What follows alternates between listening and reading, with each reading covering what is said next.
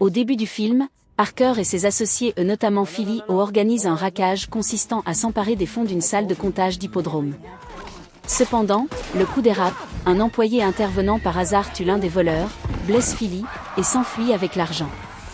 Parker le poursuit jusque sur la piste de course, le tue, puis négocie avec la femme du voleur pour couvrir l'affaire et s'enfuit avec le butin. Des retours à leur lieu de rendez-vous, Zen, la conductrice de fuite présumée, trahit l'équipe, elle tire sur Philly et les autres complices, tandis que Parker, blessé, tombe dans une rivière voisine.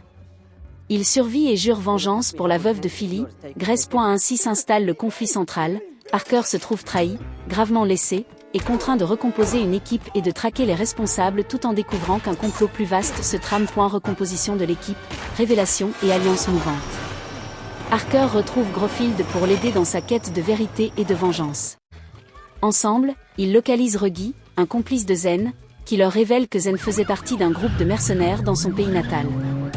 Ces mercenaires, dont Zen fait partie, projettent de voler un trésor d'$1 milliard que le président corrompu de la Paz exhiberait à l'ONU, via un réseau criminel appelé Lutfi.